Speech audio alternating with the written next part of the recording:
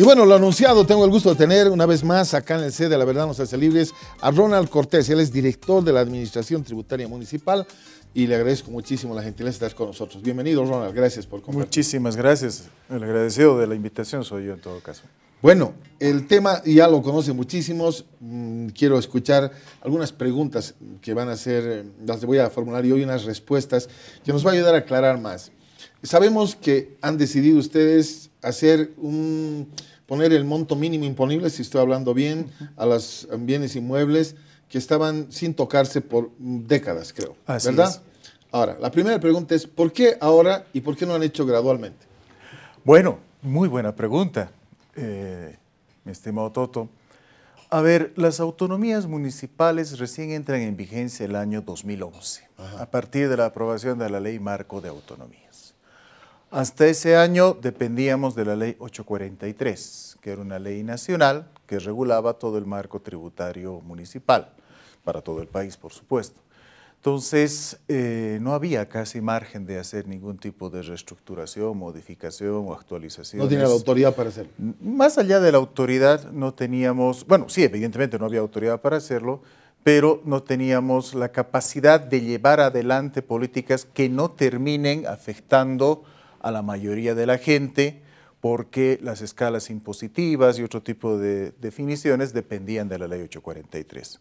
O sea, sí podíamos hacer actualizaciones a la base imponible, pero eso hubiese implicado de manera automática que sube el impuesto a la propiedad de bienes inmuebles, ¿no? Entonces, este tipo de situaciones que no las podíamos manejar de manera autonómica nos han impedido durante muchísimo tiempo. Y no solo de ahora, estoy hablando de casi 20 años atrás, desde cuando se creó pues, la Ley 843 y sus reglamentaciones respectivas, ¿no? Que no se ha podido llevar adelante este tipo de actualizaciones. Dos cosas separamos entonces. Una cosa es el impuesto que uno paga anual por su bien inmueble y otra cosa son los impuestos a la transferencia en el momento de la venta, ¿verdad? Así es, así es. Ya, en los primeros días aparecieron varias autoridades, inclusive el alcalde diciendo, ve, están pagando el mismo impuesto por sus casas. Sí, pero ya ese no era el tema era las transferencias. ¿Hubo alguna, digamos, tratar de que la gente mire otra cosa cuando era otro el tema o era para aclarar que la gente estaba generalizando que todo subía? No, si uno se fija las publicaciones, este no es un tema de hace una semana o dos. Por supuesto. Esto ya va casi 4 meses o 5 meses en polémica, ¿no? Ya lo digo siempre, la gente estará aburrida de vernos a los que están a favor y a los que están en contra de esta situación todo el tiempo, hablando de lo mismo, ¿no? Claro. Pero bueno, data, digo, de hace más de 4 meses atrás, en los que las especulaciones justamente a partir de incluso autoridades de gobierno que desconocían la norma, llevaron primero a especular sobre que iba a haber incremento en bienes inmuebles, en el impuesto a la propiedad de bienes inmuebles. Luego hablaron de que iba a haber incremento al impuesto a la propiedad de vehículos automotores. Entonces, eso fueron las cosas que nosotros fuimos desmintiendo, ¿no? Y más bien en todo el tiempo, y si uno revisa las noticias y demás, siempre, por lo menos el gobierno municipal y la administración tributaria, aclaró lo que estaba haciendo, que era una actualización de la base imponible que iba a tener efectos en evitar la evasión en el pago del impuesto a las transferencias. Siempre lo hemos manejado así, todos nuestros informes están en ese sentido, y bueno, ya las especulaciones que surgieron después fueron las que fuimos desmintiendo, pero en ningún momento hemos tratado de desviar la atención a nada, más bien fueron las otras autoridades las que querían llevar este problema a otra dimensión. O sea, cuando salieron entonces aclaraban, un momentito, está pagándose el mismo impuesto, el tema no es este, ese era el motivo. Así es. Ahora, la siguiente pregunta es, me explicaba la viceministra que ustedes tenían que seguir un proceso, mandaron primero un proyecto para hacer este cambio, les devolvieron una respuesta donde dijeron estos temas son anticonstitucionales, etcétera, etcétera, y después no aparecieron más con una respuesta, usted me va a explicar, Ronald, cuál es el procedimiento, y de pronto ya sale el anuncio de la ley. ¿Obliga alguna, no sé, reglamentación, etcétera, que ustedes avisen al Ministerio de Economía, reciban un informe de ellos y a partir de ahí sacan una ley? ¿O eso es simplemente cortesía de ustedes el informar? No, efectivamente la ley 154 y también está establecido en la ley Marco de Autonomías, obliga a que cualquier entidad autonómica que quiera crear, modificar o suprimir tributos tiene que elevar un informe al ente rector, que en este caso sería el Ministerio de Economía y Finanzas, a fin de que ellos cotejen el cumplimiento de ciertos requisitos establecidos en la Constitución, en el parágrafo segundo del artículo 323 de la Constitución, de que esta supresión, creación o modificación no afecte impuestos de índole nacional, ni tampoco esté afectando el derecho a la movilidad de los ciudadanos o a una doble imposición, es decir, cobrar dos impuestos por el mismo hecho generador, en fin, ¿no? Y por supuesto que hemos cumplido con enviar los informes correspondientes. Lo hemos hecho el 20 de noviembre del año pasado. Eso es. El proyecto. Los dos proyectos de ley, uno para vehículos y el otro tema para inmuebles, con todos los informes respectivos. Y el 28 de diciembre, yo siempre lo decía, espero que no haya sido una inocentada, recibimos la respuesta del Ministerio de Economía. Una respuesta en que en ningún lado, en ningún parágrafo de esa respuesta indica de que sea desfavorable ese informe. Es más, en su parte de conclusiones establece que no hay materia sobre la que pronunciarse, ¿no? Porque no estamos vulnerando ninguno de los principios establecidos en la Constitución y que no habiendo esta materia, llevan adelante una serie de 5 observaciones a nuestros proyectos de ley, todas de forma, y además concluyen de que si finalmente decide el gobierno municipal aprobar esta ley, pues le enviemos una copia como dice la norma. Entonces, por supuesto que eso es un informe favorable, aunque no diga de manera expresa que sea favorable, ¿no? Ya. Claro. Ahora, y así lo hemos interpretado, ¿no? Ronald, el siguiente paso es que ustedes sacan una ley que no concuerda, dice, con esa que mandaron para cumplir la norma, que es distinta en algunos lugares, en algunas partes. En absoluto. ¿Es exactamente igual? Es exactamente igual. Imagínense que hagamos semejante cosa, mi estimado Toto. No podríamos hacerlo en primer lugar. Primero como ejecutivo y segundo el Consejo Municipal es el que tiene también pues, la potestad de verificar qué se está haciendo o no. O si se está cumpliendo con el envío y con la aprobación correspondiente a eso. Son 3 artículos que hemos modificado con estos proyectos de ley y los 3 artículos están exactamente iguales como fueron enviados al Ministerio en nuestra ley. Que digan que eran 2 proyectos y que se aprobó uno responde a otro tipo de situación, ¿no? Porque evidentemente enviamos 2 proyectos con los 3 artículos modificatorios. Pero el Consejo, como eran 3 artículos que modificaban una sola ley, que era nuestra ley de creación de impuestos, el Consejo decidió unificar las 3 modificaciones y sacar una sola ley modificatoria, ¿no? Pero eso no podemos decir que sea un proyecto distinto, ¿no? Entonces, o sea, no fue que dijeron, este es rojo, pero saco azul. No fue así. No, imagínese. Esto es importante, Ronald, porque queremos aclarar, siempre damos paso, como habrás visto en el previo, las opiniones de todos para conocer qué dicen. El otro tema es que ustedes tienen una reglita, una manera de calcular por áreas y no por lo que está pasando en realidad en el punto en el cual se pone ese mínimo imponible. Estoy diciendo lo siguiente, si una casa en determinada zona es muy buena, no buena, es medias aguas o no, o es un terreno, bueno, para terrenos hay otra norma, otro monto, aplican la misma medida para todos. O hay ustedes que tienen la manera de decir, bueno, aquí, digamos Obrajes, por decir algo, este terreno es de tantos y la construcción es X y se calcula lo mismo, pero esto es diferente porque es medias aguas y el otro sí. ¿Hay eso? Claro, ¿o es una norma igual? No, para nada. Claro que existe ese tipo de diferenciación. Es más, los datos técnicos los aporta el mismo contribuyente en su declaración jurada. ¿Y cuáles son estos datos técnicos? Primero, la superficie del terreno. Segundo, la superficie de la construcción, si es que hay construcción. Tercero, los datos intrínsecos a la construcción, me refiero a la tipología, si es marginal, de interés social, económica, buena, muy buena o lujosa, ¿no? Son 6 categorías que se manejan. Luego, la zona donde se encuentra el predio, ¿no? Tenemos una especie de cuadriculación de la ciudad de La Paz, donde se han establecido distintas tablas, las que usted hacía referencia, para el cálculo, o sea, para la aplicación de estas tablas sobre la declaración jurada del contribuyente, ¿no? Y de esta manera, por eso que este impuesto es un impuesto progresivo, ¿no? En este caso, el que tiene más, el que tiene una casa más lujosa, paga, por supuesto, mucho más impuesto que el que tiene una casa humilde.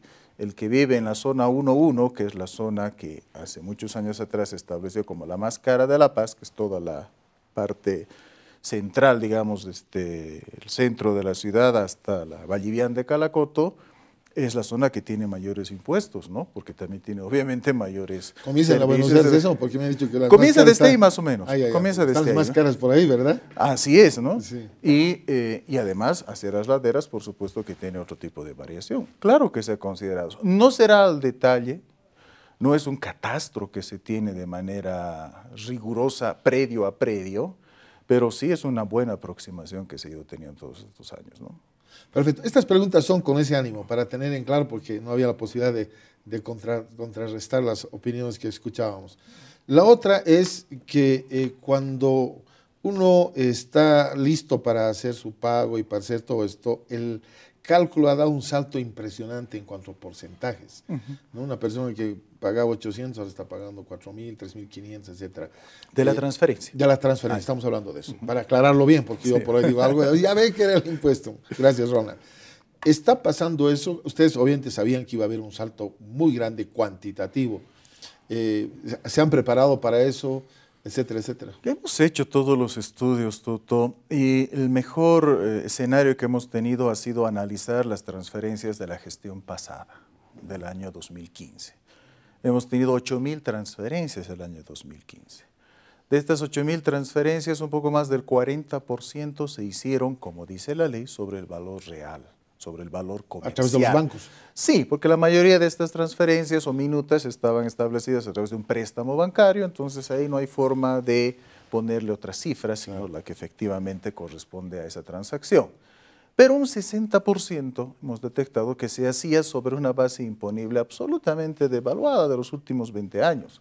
Los estudios han mostrado que los márgenes o la brecha que existía entre esa base imponible y el valor comercial comenzaba desde el 300%, pasaba al 500%, dependiendo del tipo de vivienda, e incluso en terrenos llegaba al 1.000% de brecha. Que ahora los terrenos son un hit, ¿verdad? Así es, entonces 1.000% de diferencia. Y eso está absolutamente, o es absolutamente fácil de constatar, ¿no?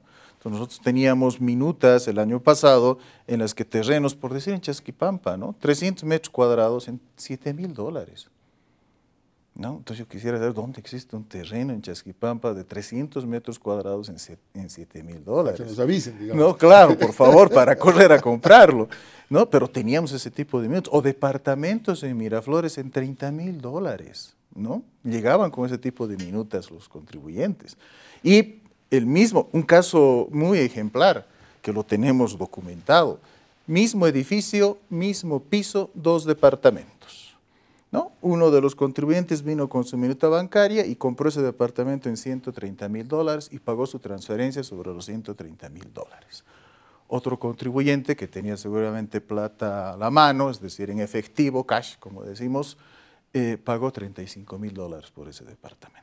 La misma medida, el mismo la piso, misma medida, mismo edificio, todo igual. Mismo piso. Solo, claro, mismo piso, ¿no? Exactamente solo es igual. el A y el otro es el B, pero el mismo piso, Entonces, todo igual. Ese era el nivel de distorsión que manejábamos el año pasado. ¿Y qué hicieron ustedes ¿no? antes de la ley? ¿O esto fue después de la ley?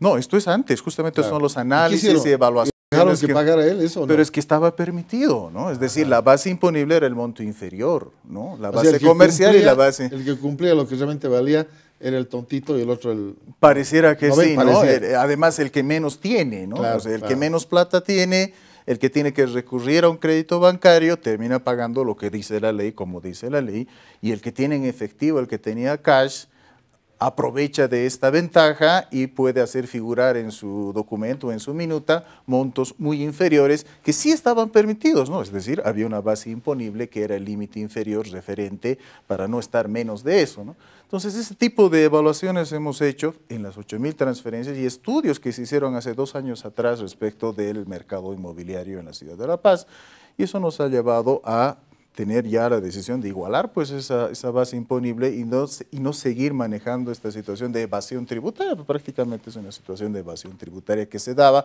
hasta el año pasado. Entonces, efectivamente, para esta gestión ya desde el 17 de marzo que hemos iniciado, hemos actualizado la base imponible y hemos tenido 600 transferencias desde el 17 de marzo de inmuebles. Ajá. 596 han pagado como tenían que pagar, ¿no? Porque la mayoría vino con minuta bancaria, qué sé yo, o en muchos otros casos sí aceptaron de que la base imponible se ajustó porque su valor comercial estaba por encima. Hemos tenido 6 controversias, ¿no? De contribuyentes que dijeron, no, no es así, no, realmente en esa zona no está así el valor comercial, además mi casa está metida en un callejón y nadie me va a pagar igual que como está en la avenida, en fin, ¿no? Hemos tenido 6 controversias de 600 transferencias, ¿no? Aún así, hemos pensado también en que pueda existir este tipo de controversias y en la ley que se ha aprobado, en una disposición que puso el Consejo Municipal, estableció que el Ejecutivo Municipal presente en un lapso de 90 días, creo, un poco más, una reglamentación y un registro de peritos para que sea el peritaje, que hoy funciona para las entidades financieras muy bien y funciona también para el Poder Judicial en estos casos de controversias que existen, funcione también para este tipo de situaciones en el gobierno municipal de La Paz. Que se pueden dar, ¿verdad? Que se puede dar, como son estos 6 casos. Claro, son mínimos, son ínfimos respecto de la cantidad de transferencias, pero nosotros estamos conscientes de que hay que atender también ese tipo de necesidades, ¿no? O sea, finalmente estamos hablando de los bienes de un contribuyente. Entonces, vamos a presentar, yo creo que hasta la próxima semana, este proyecto junto con catastro de peritaje, para que el contribuyente que tenga controversias pueda recurrir a un experto y este experto, que tiene todos los métodos necesarios, pueda también darnos su opinión y de esta manera encontrar una solución a la controversia que se pueda dar, ¿no? Entonces, hasta eso hemos previsto en la norma. Qué bueno. Seguimos entonces en este deseo nuestro de seguir aclarando. Hemos escuchado con atención las declaraciones el viernes de la viceministra, por eso, Ronald, es importante lo que estamos escuchando ahora. Finalmente, algunas declaraciones tuyas como que decían que los que no pagan, bueno, además hay un grupo de gente especializada en que como que dándoles con esto mala onda, por no decir otro adjetivo, y que la mayoría de que no pagan son gente que está en el negocio, digamos, inmobiliario y por eso hace esas maquinaciones. Algunos, yo no creo que la gran mayoría esté en el negocio inmobiliario, ¿o tú crees y por qué lo dijiste? No fue esa la intención, lamento que se haya interpretado de esa manera, ¿no? No, la intención era de decir que los que más se están oponiendo a esta norma seguramente son los que han estado evadiendo impuestos o conocen la forma de evadir este tipo de impuesto, ¿no?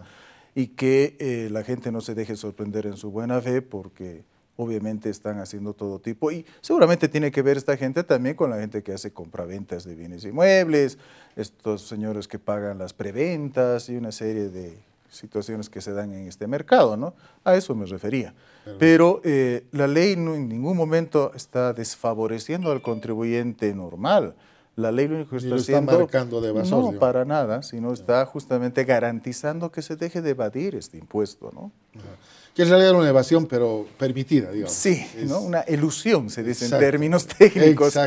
No es evasión, es elusión. Pero al final, el gobierno municipal, la comunidad ha estado perdiendo 30 millones de bolivianos por año por este tipo de evasión tributaria. Finalizando el tema inmuebles, o sea, no fue porque no tenían dinero, que tenían que inventarse algo, nada, sino que estaban regulando, que es cierto además. O sea, no hay uno que diga, no es así, es así. Así es. Seamos claros. Sí, ¿para qué? ¿Qué pasa ahora con los vehículos, ¿no? La norma, un alto más de los inmuebles, la norma debería empezar desde el día de la promulgación. ¿Por qué cobran del 2015 cuando el 2016 se aprobó esto? ¿Es retroactiva esta ley? Realmente las leyes no son retroactivas, una pregunta. No, primero que la ley obviamente no es retroactiva, ¿no? Lo que sí tenemos son 2 tipos de leyes, lo que es nuestra regulación catastral, que es una ley municipal autonómica, y lo que era esta ley tributaria. Entonces, la ley tributaria lo que ha hecho es modificar la escala impositiva para evitar que el contribuyente pague más porque se le actualizó la base imponible. Ese es el fin de la ley tributaria. Y toda ley, dice el Código Tributario, ¿no?, que sea de beneficio del contribuyente, tiene carácter retroactivo. Por eso que estamos aplicando estas nuevas escalas a fin de evitar que el contribuyente se vea afectado en el incremento de su impuesto a la propiedad de bienes inmuebles. Esa retroactividad sí está permitida. Y la ley catastral es la ley que se emite para consignar estas tablas para efectos del cobro de una gestión vencida. No es un tema de retroactividad, es un tema de definir los parámetros con los cuales se va a cobrar un impuesto que ya ha cumplido su hecho generador hasta el 31 de diciembre, como también establece la norma.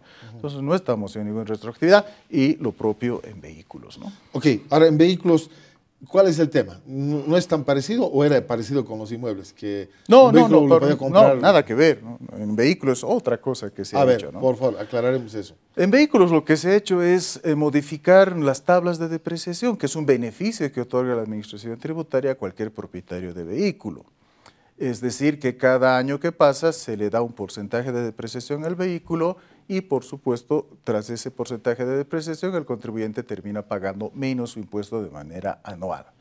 Que es lógico, contablemente, etcétera. Sí, es ¿verdad? lógico En todo. contablemente, pero debe ser el único país, no sé si de todo el continente, en el cual los impuestos a vehículos bajan cada año, cuando en el resto de países más bien es lo contrario, por el tema de la contaminación, de los autos viejos, en fin, que más O sea, bien si el mi auto impuesto... tiene 15 años, paga exactamente como si fuera nuevo en cuanto a impuestos. ¿El valor es lo mismo? No, Porque, para nada, para nada. No, por eso se está digo, en aplicando. los otros países, en los otros países. No, en los otros países más bien, mientras más envejece el vehículo, va subiendo el impuesto. Por lo que decías, ¿No? contaminación Por y la todo eso. contaminación, en fin.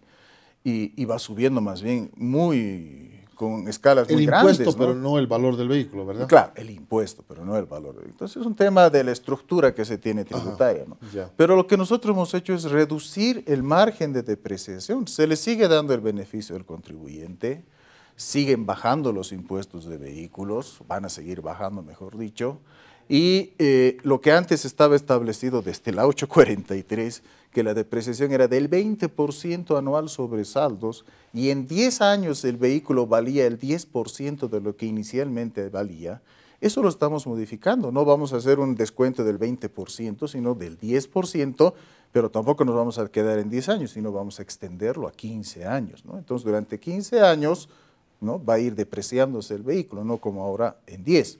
Esa es la O sea, modificación. van a capturar que... más impuestos por 5 años. Finalmente va a ser Sí, beneficiado. puede ser, no, en realidad, cuando un vehículo llegaba a los 10 años en el antiguo modelo, volvía a empezar a subir sus impuestos, ¿no? Había llegado al tope y de ahí ya se le aplicaba las actualizaciones a las UFBs y volvía a subir su impuesto. En cambio, ahora va a tener 5 años más todavía de depreciación, ¿no? Y recién va a venir ese Y recién proceso. va a venir ese otro proceso. Entonces, le estamos dando todavía un horizonte más largo de vida al vehículo, que está, bueno, pues, según nuestros análisis, muy cercano a la realidad, ¿no? Imagínense, en el anterior modelo, una vagoneta que costó $30,000 el año 2006, hoy día valdría 6,000 o 3,000. ¿Existe eso? Eso condice con la realidad en absoluto, ¿no? No hay esa distorsión, ¿no? No es que, y eso es lo que la ley tributaria antes establecía, ¿no? Entonces, nosotros lo estamos extendiendo eso hasta 15 años, ¿no?, para evitar que exista justamente ese tipo de distorsión. O sea, para efectos del pago del impuesto, una vagoneta de 10 años de antigüedad hoy valía el 10% de su monto original. Pero para efectos de venta, ¿no?, está ¿en cuánto? ¿En el 40%, en el 50% que se puede encontrar? Y a partir de ahí empezaba a subir otra vez, claro. Y de ahí a partir de ahí empezaba a subir. Entonces hemos extendido, se puede decir, el ¿Y horizonte hasta dónde de sube? tiempo. Como curiosidad, nunca supe eso. Solo iba a pagar. No sabía que subía. Bueno, sube a razón del 5% anual, ¿no?, que es Hasta la que desaparece actualización del de mapa. las UFBs. Claro, hasta que desaparezca. Ya. Pero no estamos afectando retroactivamente tampoco. Todos los vehículos que ya han alcanzado su nivel de depreciación con el antiguo modelo se está manteniendo exactamente igual. Lo que hemos dicho es que a partir de ahora, de aquí en adelante, los nuevos vehículos van a tener otro factor de depreciación, o sea, modelos 2015, 2016. ¿Qué es el que hablas tú, 2017, de los 15 años? No, ¿o es otro? que es el de los 15 años, Ok. justamente, ¿no? Pero para los que han alcanzado nivel de depreciación, bueno, se mantienen ahí, ¿no? Ok. Y no va a haber modificaciones, lo cual lo hemos dicho también, no va a haber ningún incremento en el impuesto a vehículos automotores y se está cumpliendo. Nadie ha sentido incremento en vehículos automotores y es más, la gestión 2014, que ya le correspondía este año depreciarse, se está depreciando con la nueva tabla y ha encontrado que ha bajado su impuesto incluso los vehículos a la 2014. Perfecto. Luego de las toneladas de preguntas que te han hecho, Ronald, y todo, y has dormido bien, mal, preocupado, enojado, todo, tu resumen final, después de meses de largas entrevistas y todo, infamoso, el rostro más conocido en La Paz, ¿qué nos puedes dar como resumen en este tema? Que puede incluir tu comentario, la demanda que ha hecho el Ministerio. Bueno, primero que lo que hemos hecho es simplemente una política tributaria destinada a evitar la evasión, ¿no?, sobre todo en el impuesto a las transferencias. Segundo, hemos hecho también una política tributaria destinada a no dar tanto beneficio en el tema de vehículos automotores, porque más allá del descuento de la depreciación, seguimos dando el beneficio del 15% de descuento por pago en término, en fin. Entonces, y además tratando de aproximarnos a lo que existe pues en el mercado, en la realidad, ¿no? Sin afectar los impuestos a la propiedad ni de bienes inmuebles ni de vehículos automotores. No, esa es una premisa que hemos tenido desde la gestión pasada. No vamos a afectar a nadie en el tema tributario, además a nadie que cumpla con los impuestos. Y lo que vamos a hacer es ajustar a los que están jugando con determinados vacíos legales y aprovechándose aquello para evadir impuestos, ¿no? Eso es lo que hemos lanzado, eso es lo que está vigente ya desde el 17 de marzo. Y bueno, si hay personas como las autoridades que encuentran objeciones o que no están entendiendo muy bien este tipo de política y están interponiendo cualquier recurso, pues bueno, nos defenderemos en la instancia que sea necesaria. Estamos esperando que nos notifiquen estos recursos para leer los argumentos.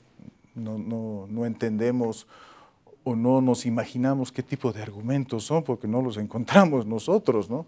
Que hemos sido en todo caso los diseñadores de este tipo de norma.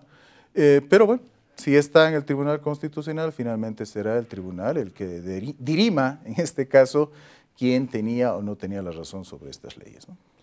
Una vez más, agradecerte por la enésima vez que te presentes para hablar del tema, pero hemos querido así puntualmente tocar los temas que los has aclarado bajo la perspectiva de ustedes, ¿verdad? Y obviamente en tema de evasión de impuestos, en todos los ámbitos tiene que corregirse, eso no podemos discutirlo. Yo creo que es la realidad, porque si queremos un progreso en tu ciudad, en tu país, tienes que cumplir los impuestos. Dada al César lo que es del César, dada a la alcaldía lo que es, y al Dios lo que es de Dios. Esperemos que tenga la misma premisa el Tribunal Constitucional respecto del tratamiento tributario y no siente nefastos precedentes que podrían darse, porque prácticamente lo que está en definición del Tribunal Constitucional es: ¿se debe luchar contra la evasión o no se debe luchar contra la evasión? Esa va a ser la decisión que finalmente el tribunal tome. El agradecido yo, Toto, por su invitación y bueno, para cuando guste. Mil gracias una vez más por tu tiempo, Ronald. Bendiciones, que te vaya muy bien lo que estés haciendo siempre y que todo al final siga en bien de toda nuestra nación y todas nuestras ciudades que necesitan tanto, ¿verdad?